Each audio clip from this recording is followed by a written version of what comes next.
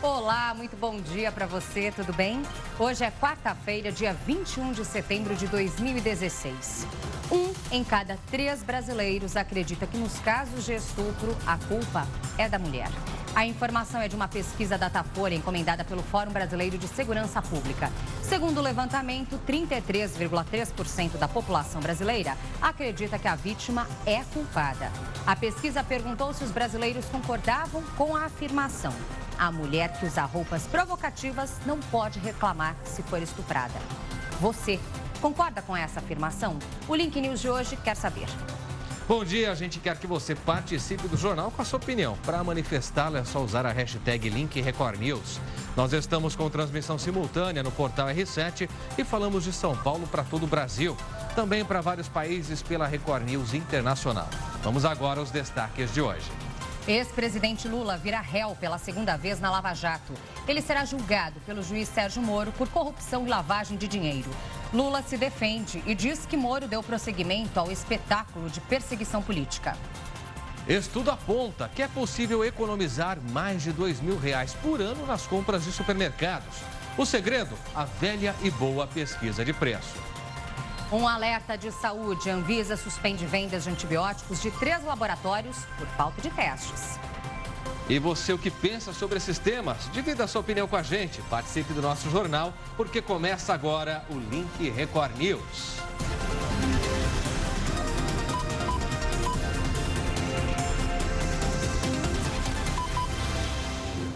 Começamos esta edição do Link Record News com uma informação que movimenta o noticiário. Afinal, Lula, o ex-presidente, virou réu pela segunda vez na Operação Lava Jato. A Lidiane e o juiz Sérgio Moro aceitou uma nova denúncia contra o ex-presidente. É a primeira vez que Lula vai sentar no banco dos réus diante de Sérgio Moro em Curitiba. Na decisão, o juiz diz que existem indícios suficientes de autoria e materialidade e recebeu a denúncia contra os acusados. Lula agora vai ser julgado por corrupção e lavagem de dinheiro. Segundo o Ministério Público Federal, o ex-presidente comandou e se beneficiou do esquema de desvios da Petrobras. A ex-primeira-dama, Marisa Letícia, também vai responder por lavagem de dinheiro.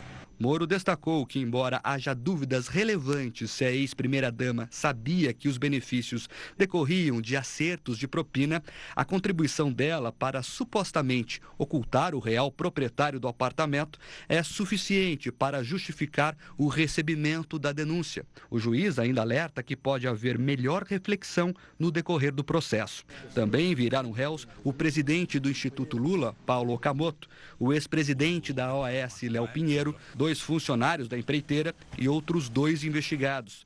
Os procuradores pedem que o ex-presidente devolva cerca de R$88 milhões que teriam sido desviados da Petrobras. Sem o poder de decisão de Lula, esse esquema seria impossível. Segundo a Lava Jato, Lula recebeu a maior parte da propina, cerca de R$2,5 milhões, por meio de reformas e da compra de imóveis e eletrônicos para o triplex no Guarujá. Além do apartamento de luxo à beira-mar, o ex-presidente teria recebido dinheiro ilegal com um falso contrato, que previa que a OAS pagasse por um galpão para guardar bens pessoais dele. Lula ainda é alvo de pelo menos mais 2 investigações em Curitiba. A Polícia Federal também apura se ele é o dono desse sítio em Atibaia e se a empresa de palestras dele recebeu dinheiro ilegal de empreiteiras. E a defesa do ex-presidente Lula disse que a acusação não tem provas e que aguarda a decisão de uma ação que pede o afastamento do juiz Sérgio Moro por considerar que ele não tem imparcialidade para julgar Lula.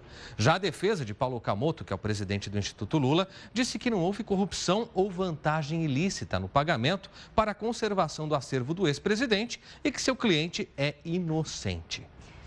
O ex-presidente Lula chegou a postar na sua página pessoal do Facebook uma resposta sobre isso. Ele escreveu que, ao aceitar a denúncia inepta da força-tarefa da Lava Jato contra ele, o juiz Sérgio Moro confirma sua parcialidade, que já foi denunciada ao Supremo Tribunal Federal e à Corte Internacional de Direitos Humanos da ONU. Segundo Lula, Moro simplesmente deu prosseguimento ao espetáculo de perseguição política. Em uma nova coletiva em Nova York, onde Lula estava, ele falou também com a imprensa. A gente vai mostrar para você. Nós estamos aí Nós temos, então, essa informação de que ele realmente se manifestou pela página pessoal, colocou ali um desabafo, disse que não passa de um espetáculo tudo isso que está acontecendo, assim como a coletiva também que foi realizada para anunciar que ele estaria sendo indiciado. Então, Lula vê isso realmente como um grande espetáculo que o Ministério Público, principalmente a Justiça do Paraná, realiza neste momento e ele utiliza dos artifícios que tem. A semana passada, ele convocou uma reunião no partido, falando com os seus partidários ali, que o PT realmente não havia morrido e que todos que estavam ali presentes e que acreditavam na força do partido deveriam usar o vermelho nas ruas nos dias que viessem, no dia seguinte. E agora, então, ele utiliza a rede social, mais uma vez, justamente para se defender nessa grande campanha que o seu instituto faz. É claro que a repercussão nas redes sociais foi muito grande, a gente vai mostrar para você também logo mais ao longo dessa edição, como é que os internautas reagiram à aceitação do juiz Sérgio Moro em relação a essas denúncias. Vamos acompanhar agora o que Lula disse lá em Nova York e depois foi postado em suas redes sociais. E eu sou um profundo respeitador da tese de que todos são iguais perante a lei.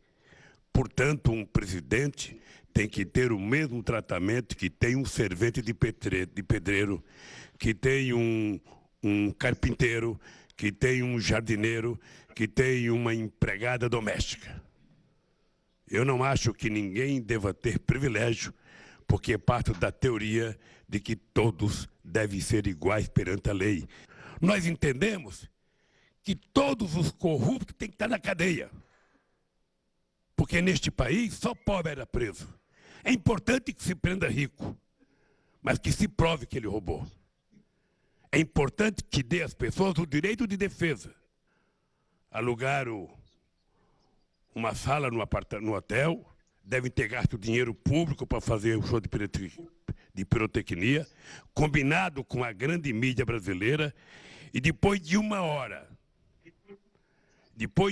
de ilações, chegar à conclusão de que não tinham provas para apresentar contra o Lula. Mas ele tinha a convicção de que eu era o chefe de uma quadrilha que chegou ao poder em 2003. Ou seja, ninguém pode ser julgado por convicção de um promotor, por convicção de um delegado da polícia.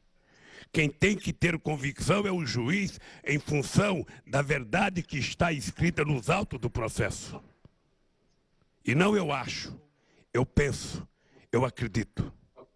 Para alguém ser julgado de verdade e ser condenado ou absolvido, é preciso que a gente tenha certeza do que está acontecendo.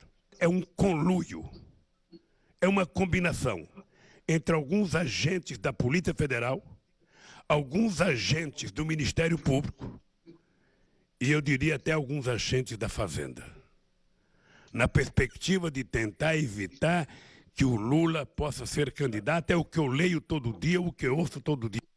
Não tenho certeza e nem tenho convicção se é isso, mas é isso que eu leio todo dia. E não estava previsto na sociologia brasileira um operário metalúrgico virar presidente da República. Mais ainda, não estava previsto um operário metalúrgico dar certo como presidente. Daqui a pouco, então, a repercussão da fala do ex-presidente Lula nas redes sociais. Agora, o assunto é saúde. A Anvisa, a Agência Nacional de Vigilância Sanitária, suspendeu a venda dos antibióticos que tem na fórmula amoxicilina e clavulanato de potássio de 3 laboratórios. A venda está suspensa por 90 dias. Os antibióticos são dos laboratórios EMS, Germed e Legran. O motivo da interdição, segundo a Anvisa, é o fato de que esses produtos vêm sendo fabricados sem os estudos exigidos pela legislação sanitária, ou seja, não têm a eficácia comprovada. Os laboratórios, por sua vez, garantem que os medicamentos são absolutamente seguros e eficazes, cumprindo os mais altos padrões de qualidade. Todos esses antibióticos só podiam ser vendidos com receita médica. E foi preso mais um oficial da Polícia Militar acusado de fraude milionária contra hospitais da PM no Rio de Janeiro. Empresários também são alvos dessa investigação. Mais um oficial foi preso na operação que abalou a cúpula da Polícia Militar do Rio. Outros 2 foram indiciados. Empresários e PMs são acusados de fraudes que teriam causado um prejuízo de 6,5 milhões de reais aos hospitais da corporação. Desta vez, o alvo da investigação foi um hospital de Niterói, na região metropolitana, que pagou quase 1,8 milhão por 18 kits de um produto que nunca foi entregue. A compra fraudulenta foi autorizada há 2 anos. No hospital da PM de Niterói não havia nem estrutura logística para receber os 18 mil kits de substrato fluorescente, não havia nem geladeiras, etc. O homem acusado de ser o lobista da quadrilha foi preso em dezembro, num prédio de luxo na Barra da Tijuca. Orson Welles da Cruz ocupava um cargo na Secretaria de Governo do Rio. O coronel da PM, Ricardo Pacheco, ex-chefe do Estado-Maior Administrativo, é apontado como o líder do grupo. De acordo com a investigação, as fraudes eram planejadas dentro do QG da PM. Um inquérito e um processo administrativo foram abertos para expulsar os oficiais que tiveram participação no esquema. O Ministério Público quer que os policiais e empresários percam mais do que a liberdade e os cargos. Os promotores iniciaram um pedido de reparação de danos para que os suspeitos devolvam todo o dinheiro desviado na fraude.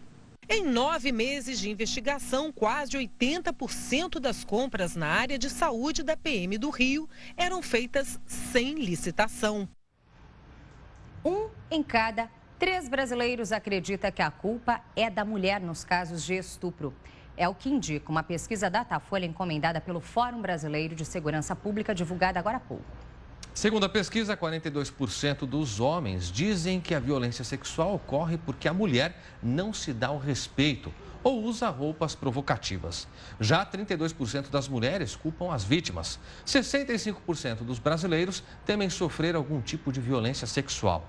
Entre as mulheres, esse número vai para 85%.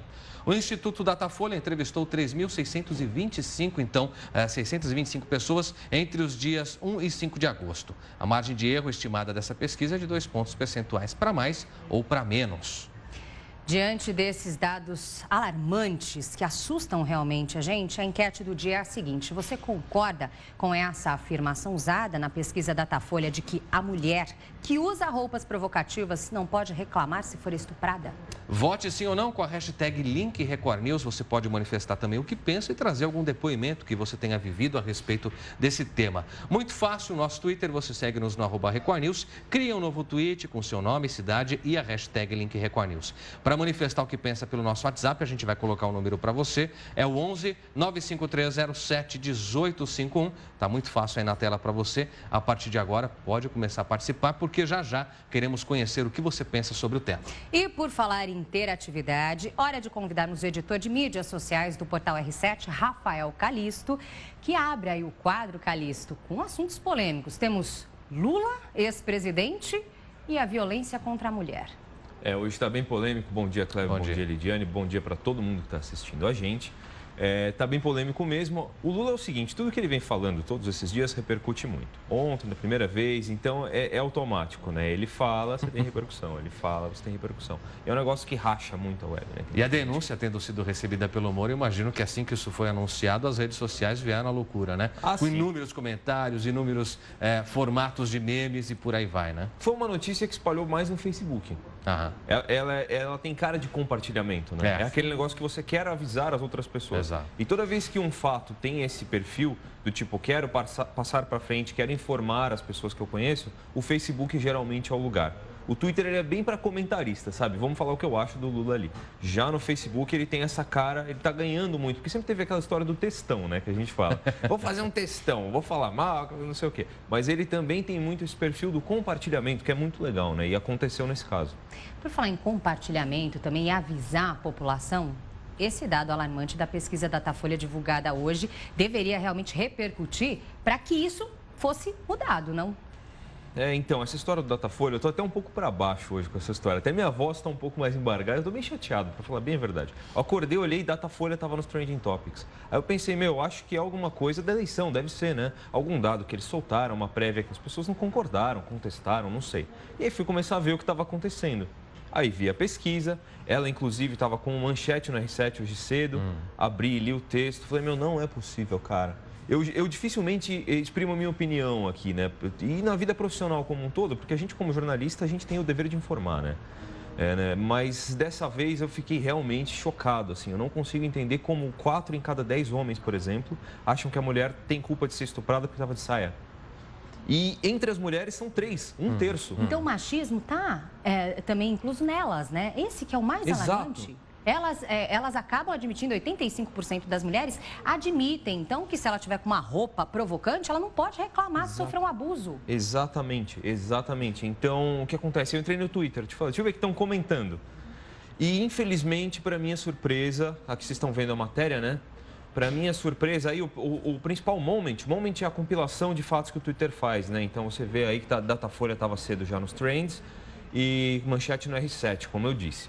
O principal moment agora lá no Twitter é uma compilação de tweets sobre esses dados do Datafolha, encomendados pelo Fórum de Segurança Pública.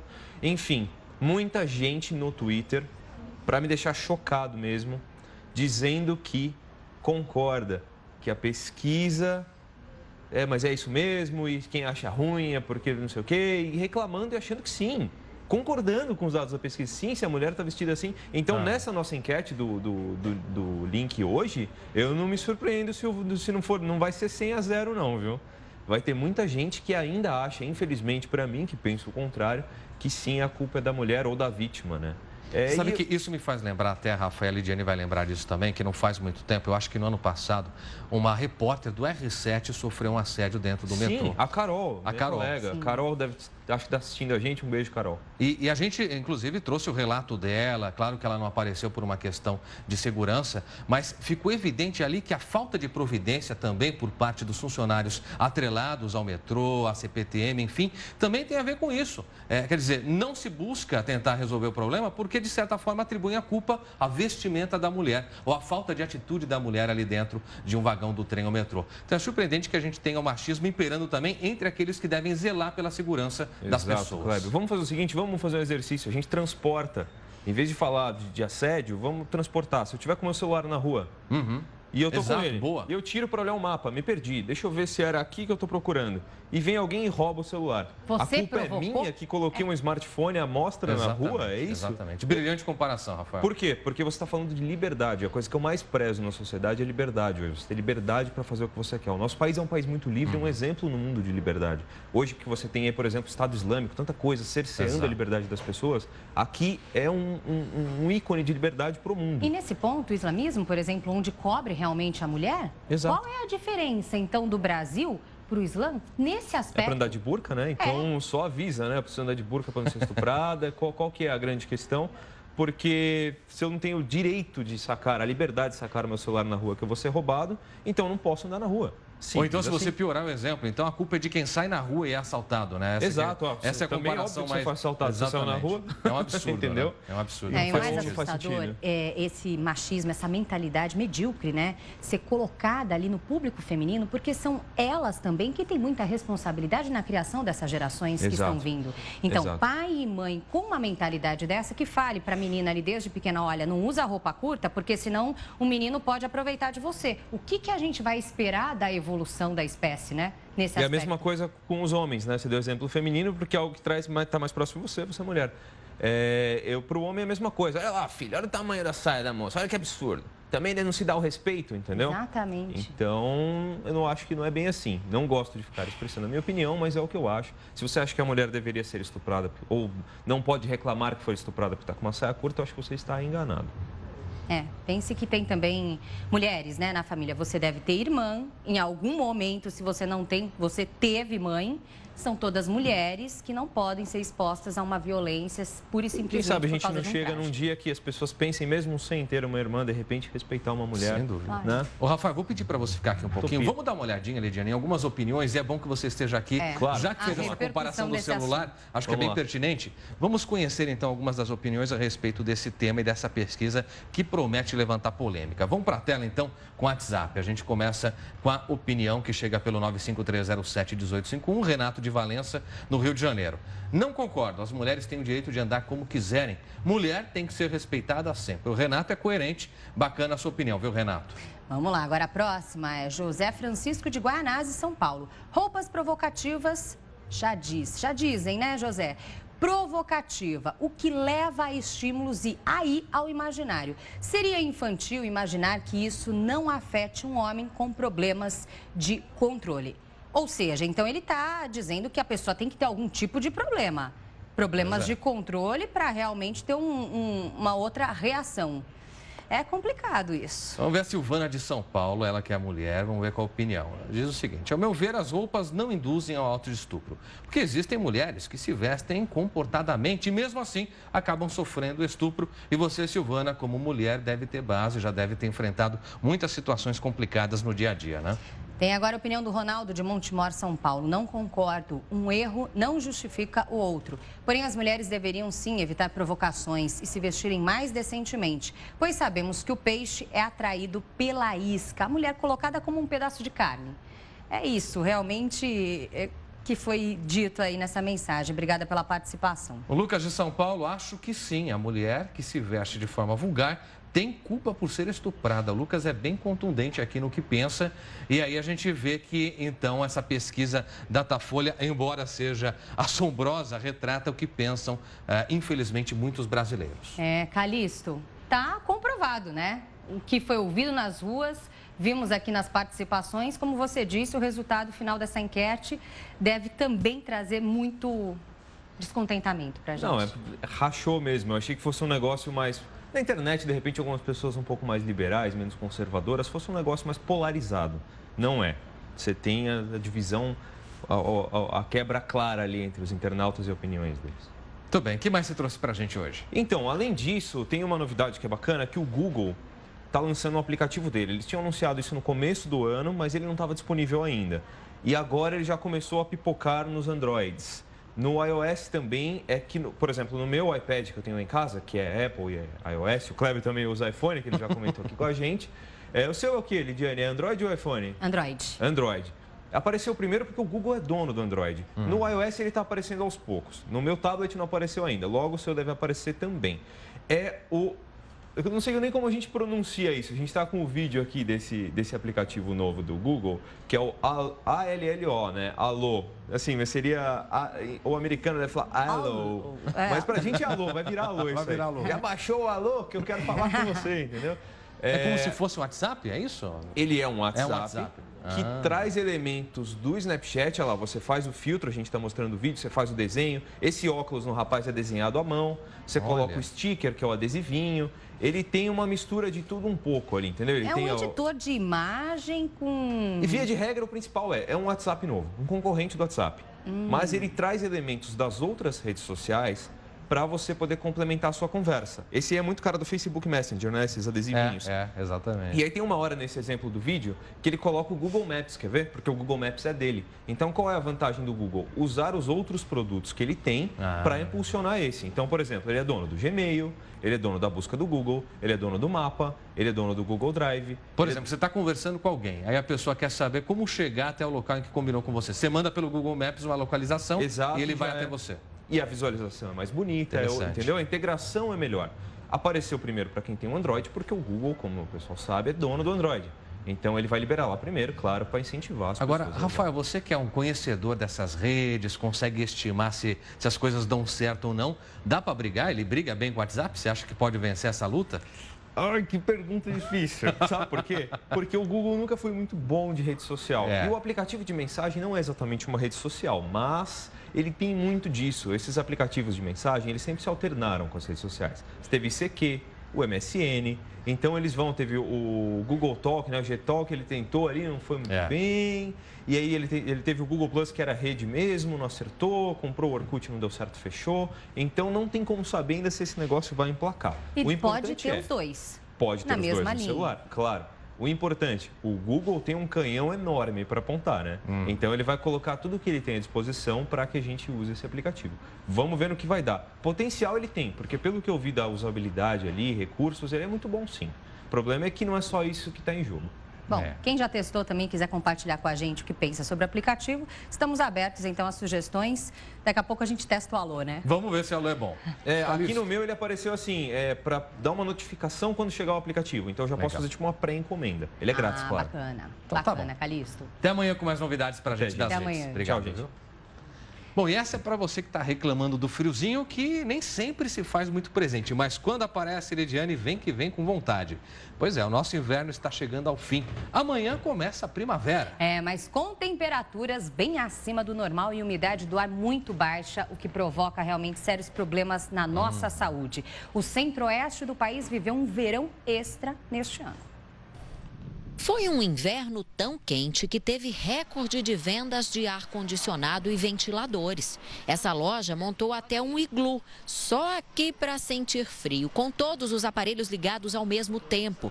Maria veio comprar e não queria mais sair. Esse arzinho refresca bastante, né?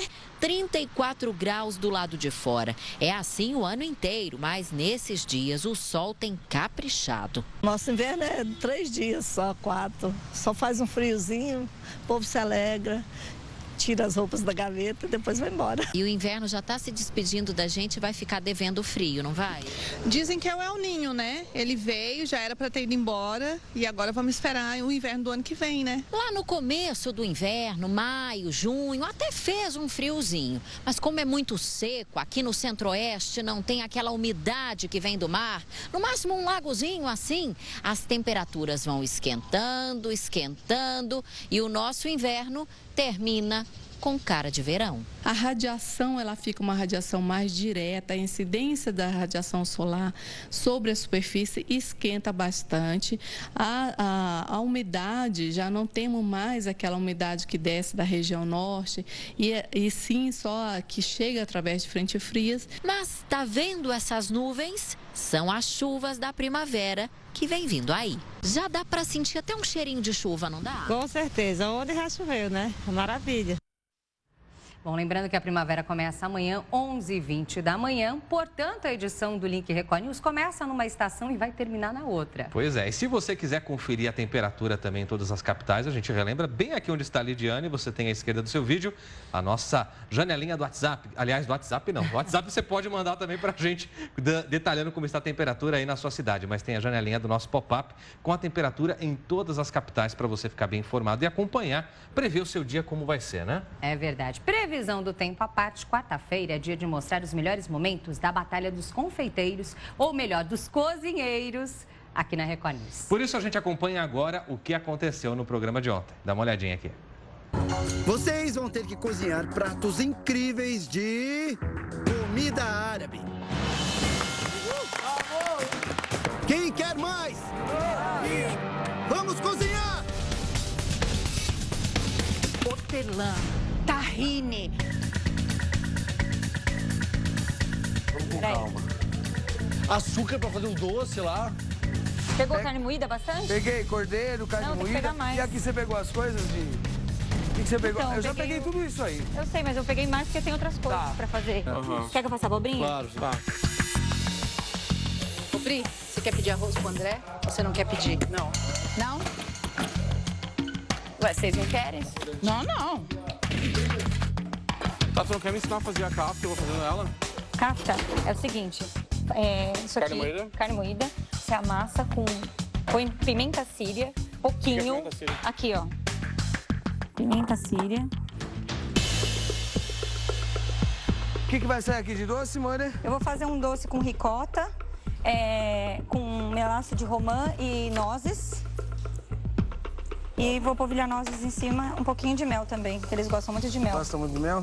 Gosto. Priscila, baba ganoush. Você quer que eu já ponha as coisas aqui dentro? É que eu não colher de bato tahine? ele, eu mexo ele na mão pra ele ficar... Eu também. Eu vou na Ele não faca. vira creme, Tá bom, ele vai vou na faca. Beleza, então vou tirar isso daqui.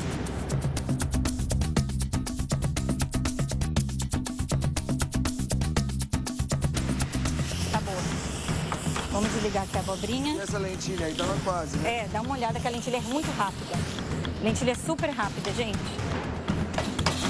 As comidas tem que ter tudo gosto. Já foi 25 minutos, galera. Nossa senhora. Olha só, vamos tirar o que não tá legal, cara. Eu tiraria o charutinho, não tem. O charutinho não tá legal? Nós comemos um, dois, três. A Gestane provou. Ela não gostou? Ela achou que tava mal cozido, mas a gente botou molho depois também, né? 5, 4, 3, 2, 1. Acabou o tempo, parem tudo. Bom, foi unânime. O melhor grupo desse desafio e o grupo que vai direto para a grande final é o grupo 2.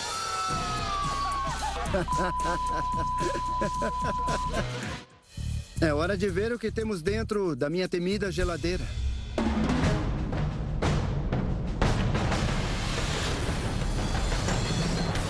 Linguiça calabresa, palmito e muqueca. São esses os ingredientes. Tem certeza? Sim. Tem certeza? Sim. Então vamos lá. Prontos? Vamos cozinhar!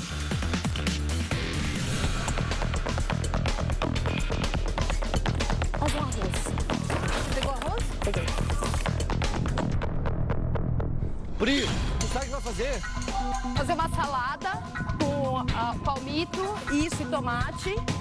Tá, vai. Não, meio que desconstrói a muqueca, use em outra coisa. Bom, então ela tá pronta. Vou tratar ela.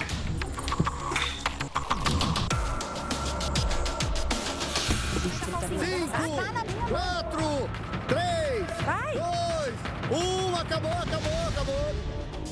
E o prêmio de R$200 mil é Priscila e Juan. Muito bem, terça-feira que vem tem mais da Batalha dos Cozinheiros na Record e na quarta-feira repercussão aqui para você ver tudo o que aconteceu. Agora a gente faz uma rápida pausa aqui para os nossos apoiadores e volta em instantes. E a seguir você vai ver que o Brasil vive um surto de cachumba. E ainda, um dos casais mais queridos de Hollywood chocou o mundo com o anúncio da separação. Angelina Jolie pediu o divórcio de Brad Pitt. E na nossa vida real? Você sabe como falar de separação para as crianças? Acompanhe as explicações com a nossa neuropsicóloga aqui no estúdio, em instantes. Até já.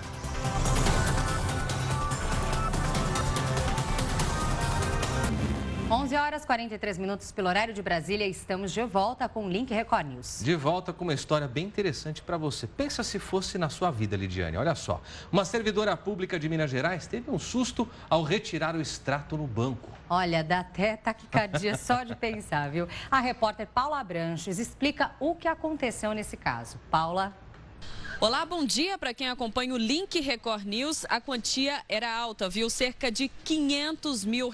Tudo isso aconteceu na cidade de Patos de Minas. A mulher seguiu até o banco, mas não conseguiu sacar o dinheiro. Ela descobriu então que a conta estava bloqueada. Ela decidiu tirar um extrato e aí veio a surpresa, o dinheirão todo na conta. A mulher descobriu que foram feitos 2 depósitos. Logo em seguida, ela já acionou a gerência do banco e também registrou um boletim de ocorrência, mas até agora não se sabe a origem do dinheiro.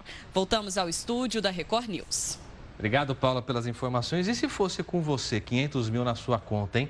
Compartilhe com a gente nas redes sociais o que você faria. O que você faria? Ai, não sei, mas 2 depósitos ainda, não foi um erro só, né? Quiseram errar 2 vezes, insistiram no erro.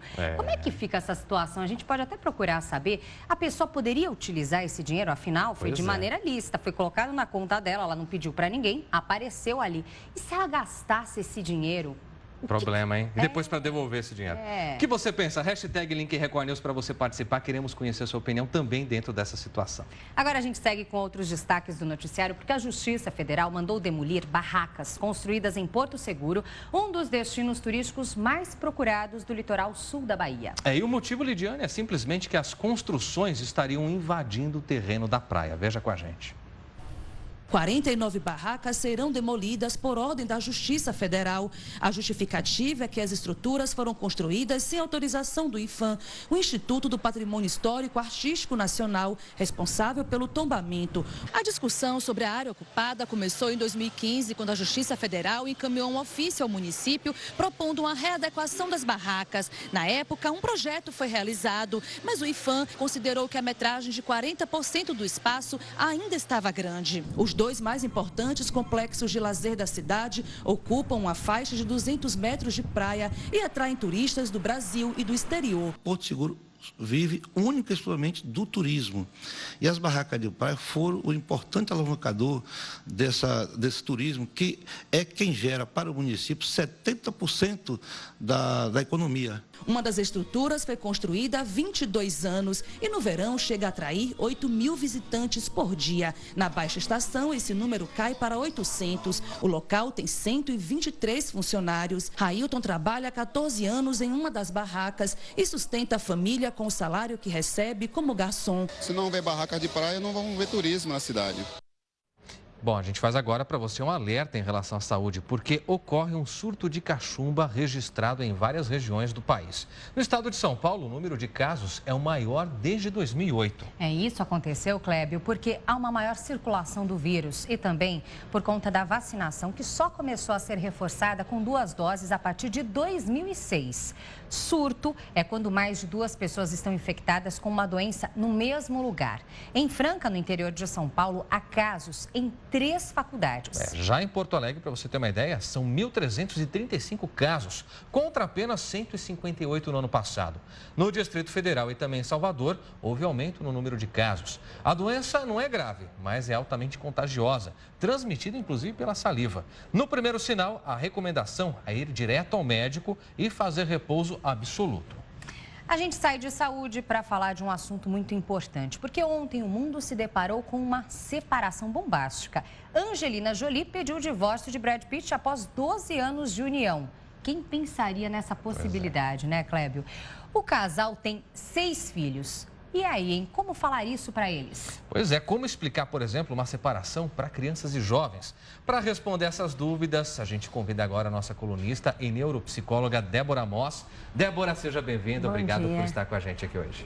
Obrigada. Débora, é uma situação difícil. Temos aí 2 casais que poucas pessoas pensariam numa separação. Sim. William Bonner e Fátima Bernardes. E agora Angelina Jolie e Brad Pitt. Ambos com filhos. No caso do Brad Pitt e Angelina Jolie, de idades diversas. E aí, como contar para os filhos, crianças ou adolescentes, esse momento difícil para o casal? Então, Lidiane, para nós, né, que conhecemos só da telinha, né, Brad Pitt, Angelina Jolie, Fátima Bernardes, William Bonner, a gente recebe a notícia da separação física.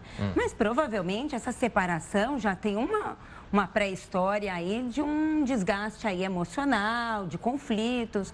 Então, quando vai se contar para os filhos, provavelmente esses filhos já vivenciam pistas e sinais de que alguma coisa já não ia bem. Então, conforme a idade, os pais devem usar uma linguagem própria para que a criança entenda claramente o que está acontecendo. Claro, não precisa dar detalhes íntimos e até de situações que eles nem têm condições de entender, mas é preciso deixar muito claro o que está acontecendo e como vai ser o daqui para frente. Né? Qual é a organização, né, dessa nova forma de família agora. Independente da idade, por exemplo, seja uma criança menor ou seja um adolescente, quais são os pontos que devem ficar claros? Deve ser colocada a palavra amor, por exemplo, o amor acabou, deve ser levado em conta esses sentimentos e as razões que levaram um casal a se separar, de acordo com o caso?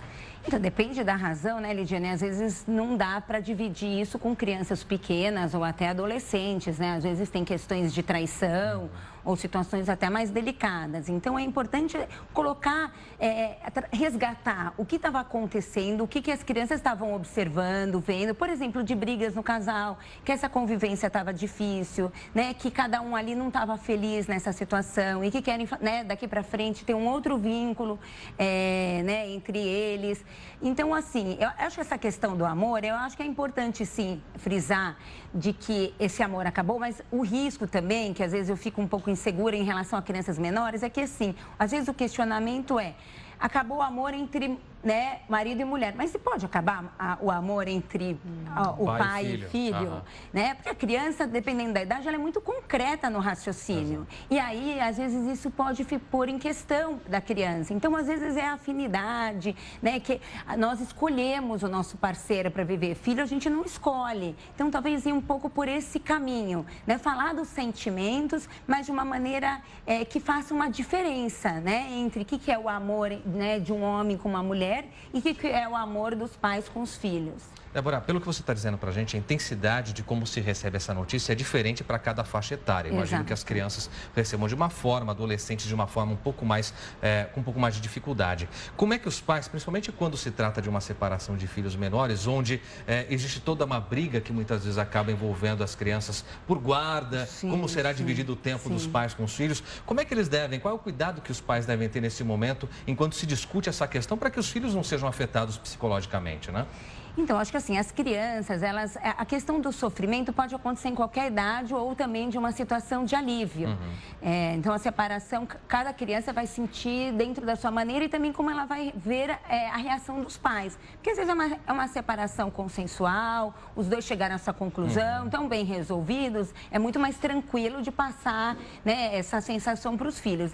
Quando um está mais magoado, ou se sente traído, ou não está bem resolvido, não gostaria de que estivesse acontecendo isso, às vezes é mais difícil também passar para os filhos de uma maneira mais tranquila. Então, assim, para cada faixa etária, então, assim, em relação ao sofrimento, pode ter ou não.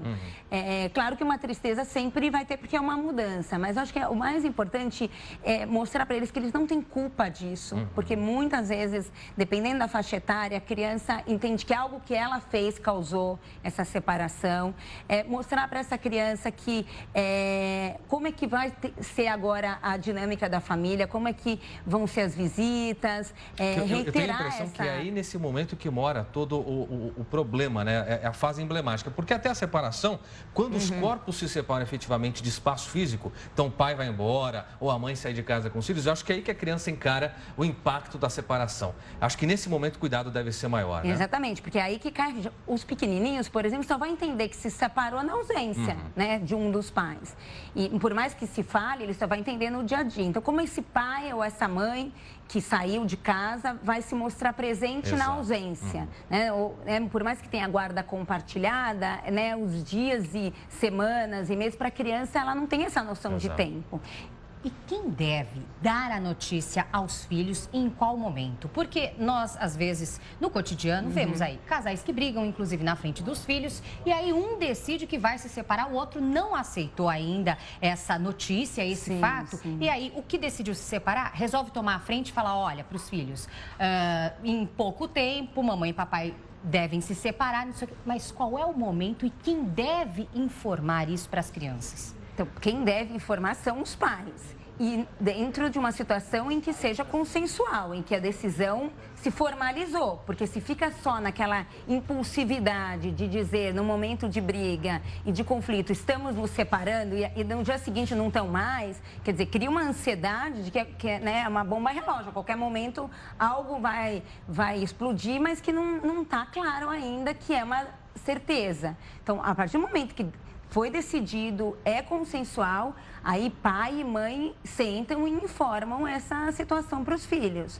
resgatando né, o que talvez eles já tenham vivenciado nesse processo de separação aí emocional e psicológica aí do casal, né? Débora, nessa hora sempre há ingerência, tentativa de interferência de pais dos pais, então os avós das crianças, ou tios, ou padrinhos, madrinhas, tentam de alguma forma acolher ou minimizar o sofrimento. Essas pessoas mais ajudam ou mais mais atrapalham ou qual é a forma delas se aproximarem das crianças para tentar levar aquele abraço que vai acolher nesse momento de divisão familiar? Qual é a forma correta dessa aproximação? Então, essa rede familiar é super importante, né? Porque faz com que mostre para essa criança de que a família continua. É porque esse vínculo, né, entre os pais, mesmo separados, quando se tem filhos, vai ser para o resto da vida. Eles não precisam ser amigos, bom que sejam, né? Seria muito bom que conseguissem chegar nesse nível de amizade, mas vão ter que se relacionar bem. Então, que essa rede familiar possa acolher, mas tomando cuidado de não jogar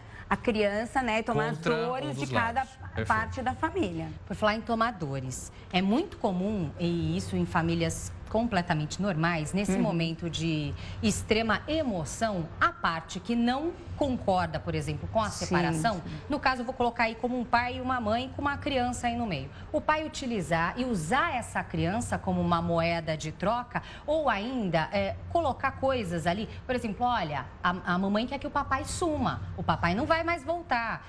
Acontece, e muito no dia a dia das pessoas, quando acontece esse tipo de situação, com outras colocações, inclusive, como a outra parte pode neutralizar ou tentar proteger os filhos desse bombardeio, muitas vezes falso.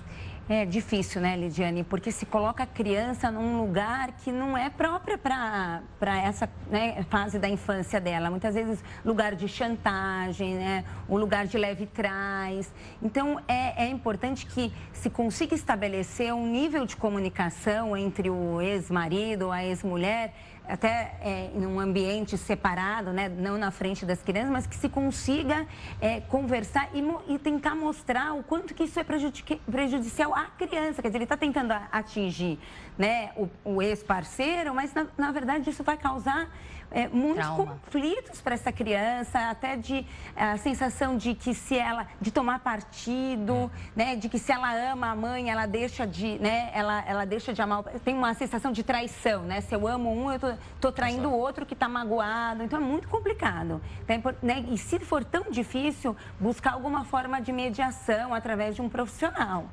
Tá ótimo, Débora. Realmente, os ânimos nesse momento ficam exaltados e aí a melhor conduta realmente é o bom senso e o respeito, principalmente a criança que está ali, que não tem culpa de estar no meio daquela situação. Os adultos devem se resolver de uma forma civilizada, Exatamente. Né? Débora, obrigada pela sua participação. Eu que agradeço. Até a próxima. Até mais, Débora. Obrigado. A gente fala agora, então, de segurança pública, trazendo para você a informação de que policiais militares e traficantes entraram em confronto no Morro da Mangueira, no Rio de Janeiro. De novo, né, Clébio? E a repórter Carla Chaves tem mais detalhes para a gente.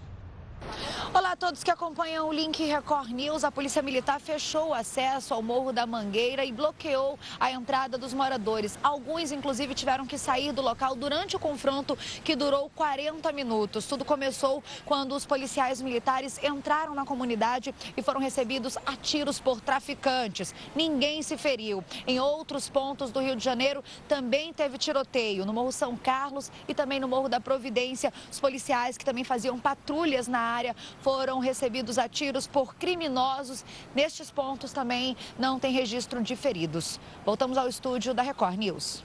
Obrigado, Carla, pelas informações. Agora é o momento da sua participação, a sua opinião aqui no Link Record News. Uma pesquisa Datafolha apontou que 1 em cada 3 brasileiros acreditam que a culpa, no caso de estupro, é da vítima. E as pessoas responderam a seguinte questão. Colocaram uma afirmação onde mulheres que usam roupas provocativas não podem reclamar se forem vítimas de estupro. Perguntaram se essas pessoas concordavam ou não com esse tipo de afirmação. E é isso que a gente coloca para você também. Você concorda com essa afirmação? Acha que as mulheres que se vestem de uma forma provocativa não podem reclamar se forem vítimas de estupro? Hashtag Link Record News ou envie também o seu comentário, a sua opinião pelo nosso WhatsApp. DDD 11 95307 1851. Mais participação agora. Vamos para a tela conhecer o que pensam os internautas sobre esse tema polêmico. A gente começa pelo Twitter, @RecordNews para você comentar. E tem a Tatiana, que diz assim: eu não concordo com essa pesquisa. Que culpa a vítima tem de um indivíduo ser doente e cometer um crime? Usou lá a hashtag Link Record News. Obrigado, Tatiana.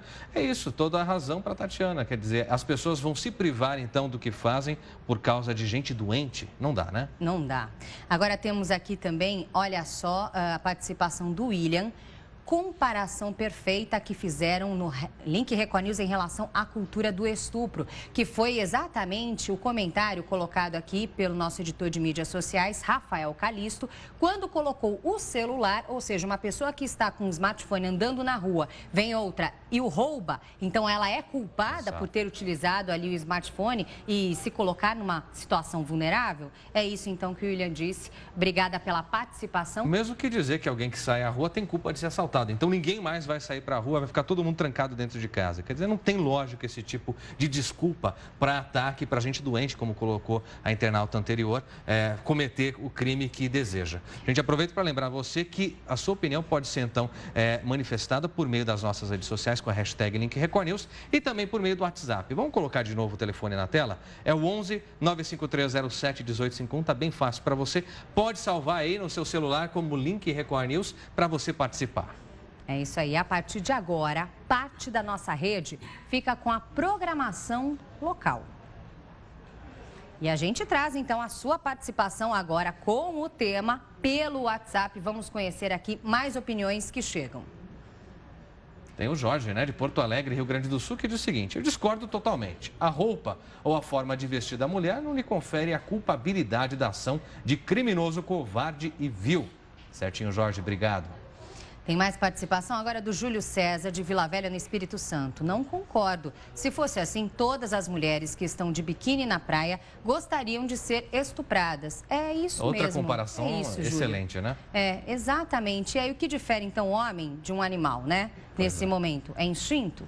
Solange, de Itapecerica da Serra, aqui em São Paulo, nenhuma mulher deve ser estuprada. Mas a mulher tem que se resguardar mais, principalmente as mais novas que estão andando quase nuas. Solange, está registrada a sua opinião. Tem mais participação na tela. O Wagner, de São Gabriel, da Cachoeira, no Amazonas. A mulher tem que ser respeitada sempre. Sou a favor de uma punição ainda maior ao estuprador. Também sou favorável. Por que não a castração química utilizada em tantos outros países, enfim? Luciana, de São Paulo, acredito que as mulheres devem ter um bom senso ao se vestirem. Cada ambiente requer vestimentas adequadas. Luciana, registrado o que você pensa. Obrigado por participar. E a gente percebe também esse machismo aí na parte feminina, no público feminino, olha só. O Wellington Luiz, do Rio de Janeiro, escreve: vivemos num país tropical. É um absurdo associar a roupa como motivo para ser estuprada. Isso é pensamento de homens sem caráter, machistas e covardes. Falou bonito, viu, Wellington? Obrigada pela mensagem. Opinião agora de Wellington de Santo André, Xará, que diz o seguinte: eu não concordo com a pesquisa, pois infelizmente são estupradas senhoras idosas e também crianças. Aí fica a pergunta, Wellington? Você colocou muito bem, será que as idosas estão se vestindo de forma, então, provocativa? Eu acho que não, Aí fica um sujeito doente como desculpa para cometer tudo o que quer diante dessa situação de vestimenta. Exatamente. Quem dirá as crianças, então? O Adriano Martins, de Lagoa Santa, Minas Gerais, é um absurdo acharem que a culpa é da roupa que se usa. Machismo retrógrado, é o que coloca o Adriano. Obrigada pela mensagem, pela participação. De Minas Gerais, o Eliseu, ele diz sim, porque tem umas mulheres que vestem roupas provocantes demais. Acho que deveriam se dar mais o respeito. Eliseu, se entrevistado pelo Datafolha, seria um desses 3 brasileiros que concordam com a afirmação. Ele faz parte, então, desse público. José de Mauá, São Paulo: se a mulher se valoriza ou não, não cabe a ninguém cometer atos sem a permissão. É isso mesmo, José. A liberdade de vestir o que quer, passar o tipo de maquiagem que quiser, isso não vai dar margem a qualquer um se aproveitar daquele momento, enfim, sem o consentimento da vítima, da pessoa ali colocada no centro da situação. Mais uma opinião, a gente tem a Angelina de Cotia, em São Paulo. A mulher tem direito de se vestir como quer. Se ela se veste de uma forma provocante, isso não quer dizer que ela tem de ser violentada. Muito bem, Angelina, obrigado por participar com a gente. Tem mais participação agora da Débora, de Guarulhos. Não, nada justifica o estupro. Infelizmente, o que impera no mundo é a falta de uma punição maior para esses casos. É isso mesmo, Débora. Obrigada pela sua participação. Lembrando que essa participação aqui também você pode fazer votando na nossa enquete. Aliás, vamos ver como é que está a parcial dessa enquete tão polêmica. Na tela, mais uma parcial para você. 38% dos nossos internautas, neste momento, concordam com a afirmação de que se a mulher veste uma roupa provocativa, ela não pode reclamar se for vítima de estupro. 62% dizem que não concordam com esse tipo de afirmação. Pelo menos aqui na nossa enquete, o resultado é diferente da pesquisa da Datafolha. Vamos ver se assim segue, então. Colabore com o seu voto, a sua participação. Daqui a pouco tem mais interatividade aqui na tela. E a gente segue agora para uma rápida pausa para os nossos apoiadores. Já já a gente volta com mais da sua participação e mais informações para você. Fique com a gente.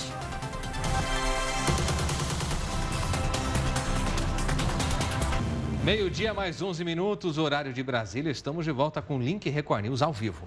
E um caso realmente estarrecedor. A polícia invadiu a casa em que um homem mantinha a ex-namorada refém por mais de 10 horas em São Paulo. Ela teve que ser socorrida por causa dos ferimentos, inclusive. Ele foi morto pelos policiais.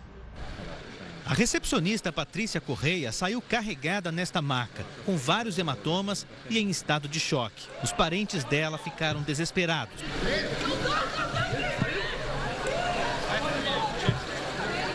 Patrícia, de 29 anos, ficou refém do ex-namorado dentro da própria casa. O sequestro só terminou no fim da noite. Com a chegada dos policiais, ele se trancou com a moça em um quarto e usou móveis para fazer barricadas. A casa foi cercada.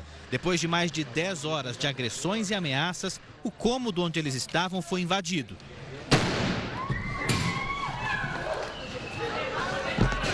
Foi possível ouvir barulho de tiro. Num determinado momento, não tivemos outra opção, porque ele começou a colocar fogo, inclusive no próprio cabelo da refém. Fabiano Crisóstomo, de 35 anos, não aceitava o fim do namoro de 6 anos e falava em traição. A casa onde a vítima foi mantida refém é esta aqui, que ainda tem os policiais bem em frente. Durante as mais de 10 horas, os parentes e amigos acompanharam aflitos o desfecho desse sequestro da casa que fica bem em frente. Eu entrei em desespero, a família toda entrou em desespero, que a gente queria saber o que estava acontecendo. Baleado no rosto pela polícia, Fabiano, que tinha passagem por roubo, morreu dentro da casa. Utilizamos munições menos letal.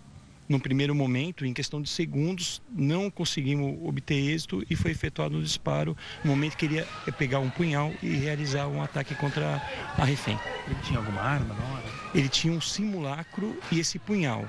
2 policiais também se feriram por estilhaços da bomba usada na ação. Vamos a mais detalhes desse caso agora com o nosso comentarista de segurança, Renato Lombardi. Os homens do Grupo de Ações Táticas Especiais, o GAT, utilizaram exatamente tudo que manda o regulamento. Eles foram até a exaustão, 10 horas de diálogo, 10 horas tentando convencer aquele homem que dizia que não se entregaria a liberar a ex-namorada. Ele tinha uma arma. A mãe da moça, que foi libertada, disse aos policiais militares que ele tinha um revólver. Só que depois que os policiais entraram, que jogaram a bomba e que mataram esse homem, perceberam que ali era uma arma era uma imitação de uma arma. Como os policiais gostam de falar, que é um simulacro, quer dizer, é uma imitação de uma arma de fogo. Mas por que eles entraram? Por que eles atiraram a bomba para depois invadirem um quarto e aí houve exatamente o tiro que matou este homem? Porque no regulamento feito pela polícia, não só a polícia brasileira, as polícias do mundo inteiro, elas vão até a exaustão e elas só agem de maneira extrema quando a vítima corre risco. É o caso do atirador, aquele que nos Estados Unidos eles chamam de sniper, que ele fica sempre, a partir do instante em que a vítima corre sério risco, o atirador simplesmente faz um disparo. E foi o que aconteceu. Então não há como dizer que a polícia militar errou neste caso. Errou num caso aqui em São Paulo, que houve um caso muito famoso, que era o da garota Eloá, que foi mantida refém pelo namorado e acabou sendo morta. Mas naquela ocasião a polícia fez um monte de besteiras, um monte de bobagens, que a partir daquele caso as equipes nunca mais repetiram o que aconteceu aquela vez. Então, se nós contarmos, começou pouco depois do meio-dia e meio de ontem e terminou às 10 da noite de ontem, com uma situação extrema, com a morte do homem que ameaçava a moça, com a liberação da moça, que ele teve os cabelos chamuscados, ela continua internada ainda no hospital, mas, neste caso, não há como dizer que a polícia errou. A polícia, neste caso, agiu como se deve agir realmente, salvar a vítima. Depois desse caso estarrecedor, agora um caso polêmico. Uma pergunta segue no ar. Quem foi o autor da emenda que queria anistiar o Caixa 2? Pois é, nossa repórter Vanessa Lima tem mais detalhes direto de Brasília. Oi, Vanessa. Olá, pessoal do Link Record News. Os partidos agora estão na fase de negação.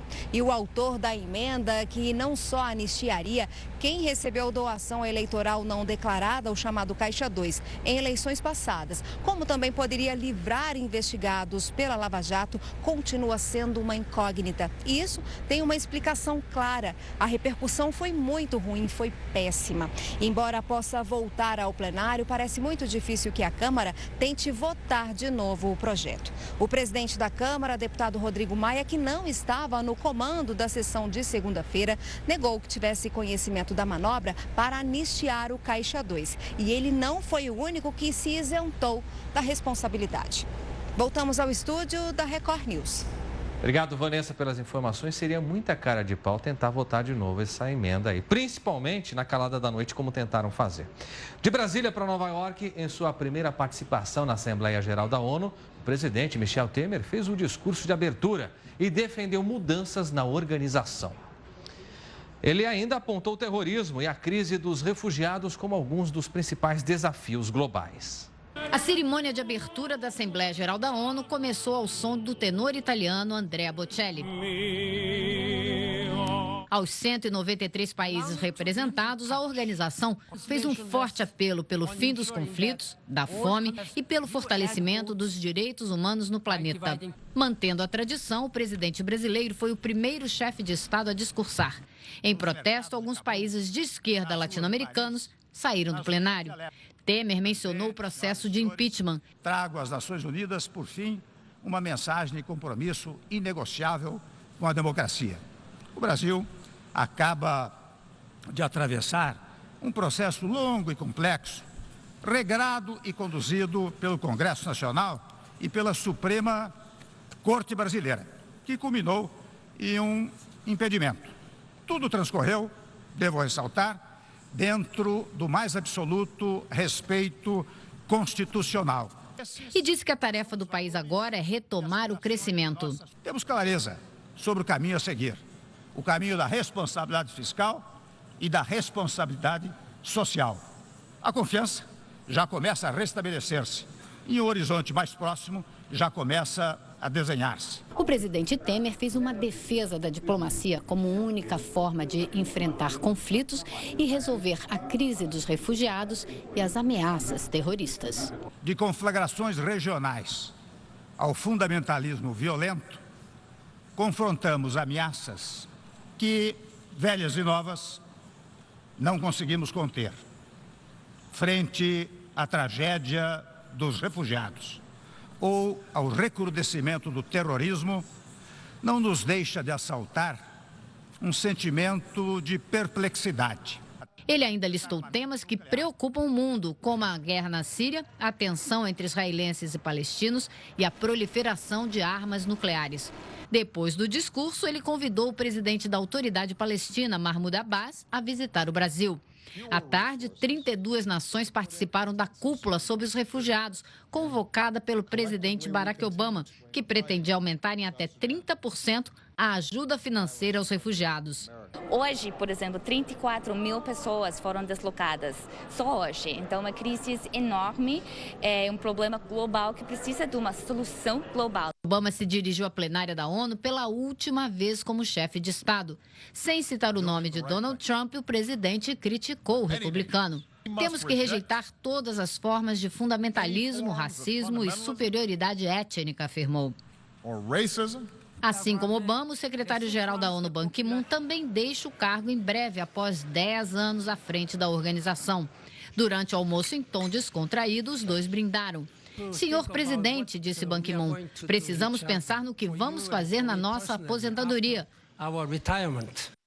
E no seu último dia de viagem oficial aos Estados Unidos, Temer ainda deve se reunir com investidores. Tudo para falar sobre oportunidades de investimentos aqui no Brasil, principalmente do pacote de concessões e privatizações anunciado semana passada. O Link Record News faz agora uma pausa para os nossos apoiadores e volta em instantes. A seguir, a sua opinião aqui na tela do Link Record News. E ainda um estudo que aponta, sim, é possível economizar mais de R$2.000 por ano nas compras de supermercados. O segredo? Boa e velha pesquisa de preço. A gente mostra já para você. Até já.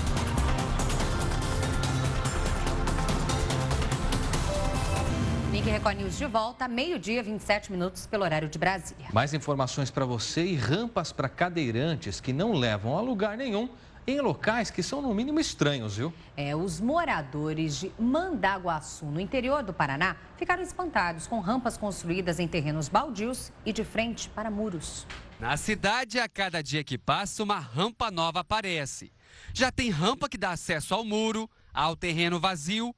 Que confusão. Falta de responsabilidade da pessoa que fez isso daí, né? Porque, gente, como que um cadeirante vai conseguir passar nisso aqui? E isso sem contar que as calçadas não estão prontas para receber cadeirantes. Aqui, se alguém subir a rampa, não passa, porque tem uma árvore no caminho. Mas não é só isso, não. Tem orelhão com bicicleta atrapalhando a passagem também. E muitos, mas muitos degraus. É difícil passar até caminhando. Imagine uma cadeira de rodas. Nós contamos somente nesta avenida mais de 50 rampas de acesso. E aí o que a gente percebe é que em cada uma delas o cadeirante tem um desafio bem diferente. Aqui, por exemplo, se ele não tomar cuidado, ele acaba despencando nesse buraco. Na prefeitura de Mandaguaçu, ninguém quis gravar entrevista. Por telefone, o engenheiro responsável pela obra disse que cada morador terá que adaptar as calçadas na frente de seu imóvel, para facilitar a vida dos cadeirantes. Quanto às rampas que dão acesso a árvores e muros, ele disse que a empresa que venceu a licitação terá que refazer o serviço. O prazo é de 60 dias. E sabe quanto custou cada rampa dessas? Mais de R$200. Eu acho que não tem assim muita utilidade, né? Ficou uma coisa assim meio estranho, né? Mas na verdade, não é que não tem utilidade, é completamente inútil nessas situações. Vamos falar agora, então, de coisa útil, porque um estudo apontou que é possível economizar, sim, mais de R$2.000 por ano nas compras de supermercados. O segredo é pesquisar. A diferença no preço pode ser o dobro. E a gente acompanhou um casal que aceitou o desafio de comparar valores em locais diferentes. Comandando um carrinho, Raimundo. Em outro supermercado está Marcela. O casal costuma fazer compra junto e tem a mesma estratégia na hora de escolher. Os dois optam pelas marcas mais baratas e só em alguns casos abrem exceção. Procurar um produto de primeira linha e ver se tem um compatível mais em conta. Geralmente opta pelo mais em conta. Se a diferença for grande, senão a gente leva o produto de linha mesmo. Dependendo do mês, eu pego o mais em conta, que no caso está sendo esse mês, os produtos estão muito caros. Hoje eles estão separados, porque toparam ver de quanto vai ser a diferença comprando em lugares diferentes. A lista dos dois tem os mesmos 20 produtos. Açúcar, a diferença está pouca. Segundo uma pesquisa feita em cerca de 1.300 supermercados de 23 cidades em 17 estados, vale rodar um pouco antes de comprar tudo num lugar só. Em São Paulo, a economia pode chegar a mais de R$2.000 por ano comprando no lugar mais barato. No Rio de Janeiro, também. A diferença entre os preços de um mesmo produto, de acordo com o levantamento, chegou a 169%. Aqui a situação se confirma. Chegamos à metade da lista e a diferença já está em R$8, para a surpresa do casal. Tá estranha essa conta sua aí, hein? Claro, fui no mais barato. Final das compras e o Raimundo gastou, olha lá, R$ 82,91. A Marcela, R$ 77,96. E a maior diferença foi no preço do arroz, R$ 10,90 lá e R$ 14,90 aqui. Uma variação de quase 50% que mostra o quanto vale a pena pesquisar e comprar em mais de um supermercado. Até que eu consegui fazer uma boa economia. Surpreendeu. Agora, então, para fazer compra, recolhendo folhetinho? Folhetinho. Vamos recolher folhetinho, acompanhar os preços também, né, que passam na TV, as propagandas, os comerciais, e aí nós vamos às compras. É isso aí. Tem supermercado que você chega, inclusive, com folhetos de oferta do concorrente e consegue negociar ali na boca do caixa. Então, vale tudo nesse momento de crise econômica para conseguir desconto. O não já tem, né? Vale a pichincha, então. Muito bem, dicas para você e agora também o que interessa para a gente é conhecer a sua opinião. Nossa enquete de hoje trata de uma pesquisa polêmica divulgada e feita pelo Instituto Datafolha que revela que 3 em cada 10 brasileiros, ou seja, 1/3 dos entrevistados, atribui a culpa pelo estupro à vítima. A pergunta que fazemos a você é tão polêmica quanto a que foi feita nessa pesquisa. Você acha então que se a mulher usa roupas provocativas e está sujeita ao estupro, ela merece ser estuprada por conta disso? Para a gente piorar a pergunta, inclusive, torná-la ainda mais evidente. Se você concorda com essa afirmação, hashtag Link Record News sim ou não, você pode também usar a hashtag Link Record News para comentar a sua opinião. E pelo WhatsApp, vamos colocar na tela para você, 11 DDD 953071851, manifeste o que pensa, como muita gente tem feito. Exatamente. Agora vamos lá, participação na tela. Pelo WhatsApp, a Beatriz Regina, de Campinas, interior de São Paulo, enviou o seguinte pra gente: discordo totalmente. Isso é uma opinião machista. A mulher tem o livre-arbítrio de se vestir e andar na rua como quiser. E os homens devem respeitar isso.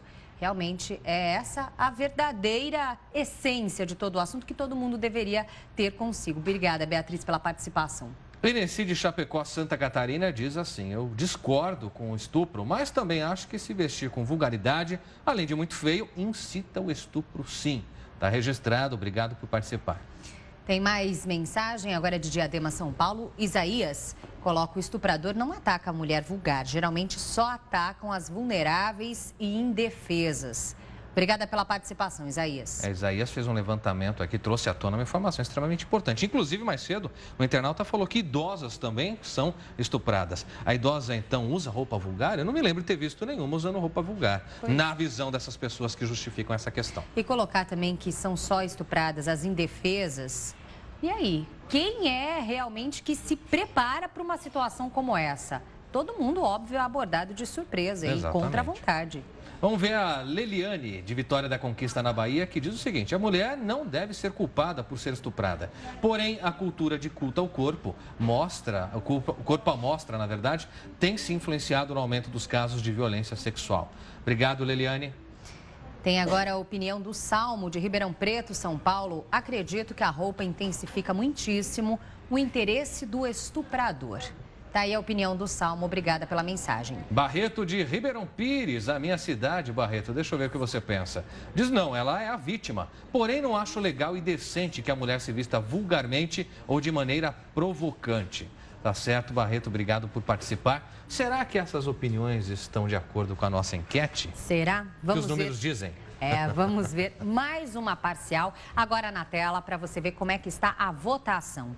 Olha só, 38% dos internautas concordam com a afirmação, um número bastante alto ainda, de que se a mulher se veste de forma provocativa, ela não teria direito a reclamar de um estupro. Enquanto 62% discordam dessa afirmação. E você, o que pensa sobre o assunto? Compartilhe a sua opinião e vote também. Daqui a pouco tem mais interatividade na tela. Clébio.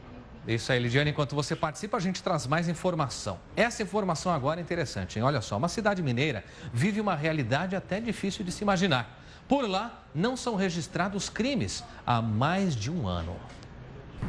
Uma cidade de belas paisagens, muitas cachoeiras e lindas montanhas.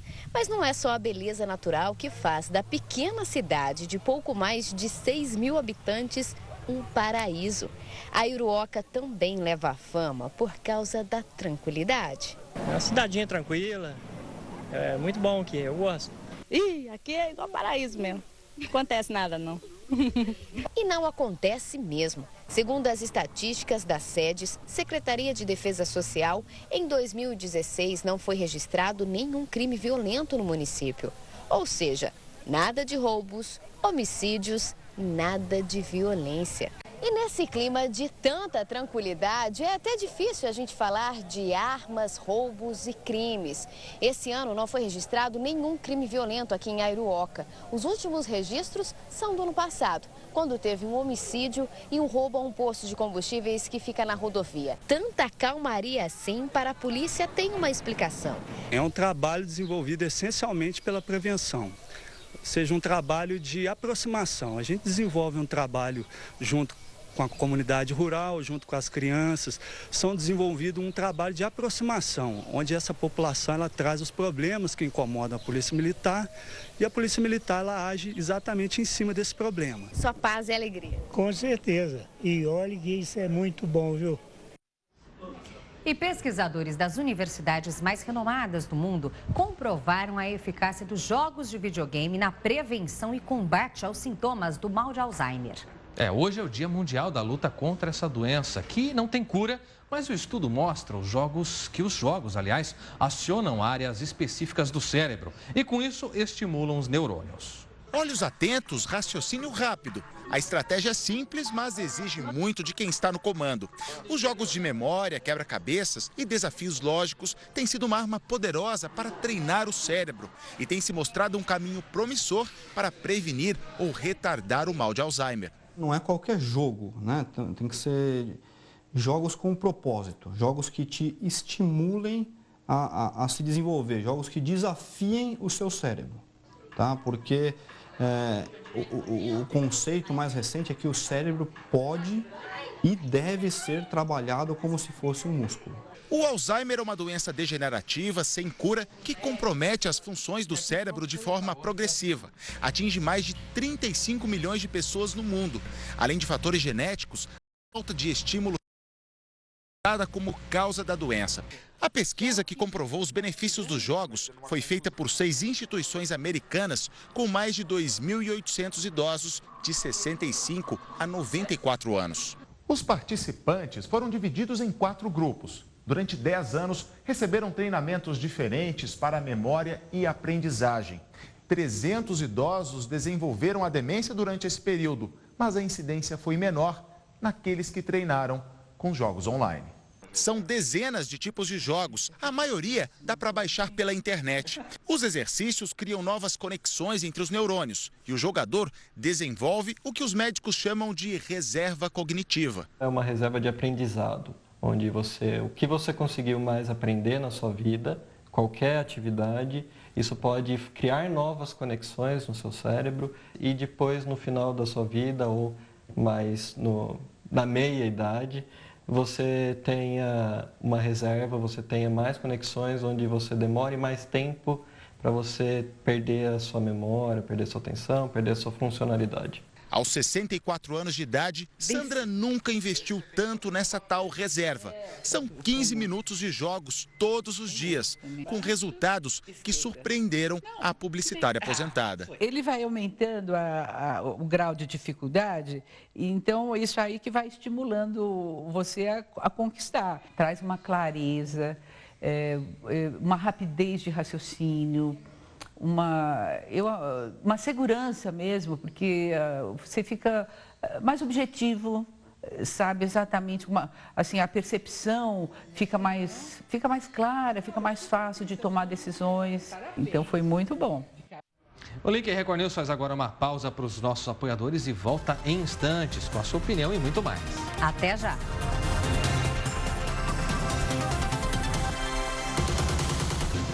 Link Record News, de volta, 12h57. Muito bem, a gente fala agora de um neurocirurgião italiano que acaba de anunciar o sucesso no transplante de cabeça em animais. No ano que vem, ele deve fazer uma cirurgia idêntica, desta vez em humanos. Este cachorro foi usado no experimento. O neurocirurgião italiano Sergio Canavero garante que ele já recuperou todos os movimentos. A mesma cirurgia foi realizada em ratos e, segundo o médico, também foi um sucesso. Mas a comunidade médica está dividida. Para muitos, o italiano não apresentou a amostragem mais ampla sobre o estudo. O fato de não haver um controle na experiência feita com o cachorro também gera suspeitas. Há poucas evidências sobre os danos na medula do animal. Nas cirurgias feitas até agora, o neurocirurgião usou um componente químico para reconectar as medulas espinhais danificadas. No caso do cachorro, em 3 semanas o animal voltou a andar. Numa palestra, o médico explicou que em 1970, um procedimento semelhante foi feito em um macaco, mas o animal não sobreviveu porque a cabeça transplantada sofreu rejeição e, na época, a tecnologia era menos avançada. Para o primeiro experimento em humanos, previsto para o ano que vem, o neurocirurgião já tem um cobaia. vai ser um russo que sofre de uma doença muscular terminal. Essa edição do Link Record News fica por aqui. Se você quiser sugerir assuntos para o nosso jornal, é só mandar uma mensagem para o nosso WhatsApp. Participe nas redes sociais, sempre com a hashtag Link Record News. Acesse também a nossa página no Facebook e o nosso Twitter. Entre na página da Record News no portal R7. A gente se encontra novamente aqui às 3 da tarde na segunda edição do Link Record News. Até logo mais. Até mais.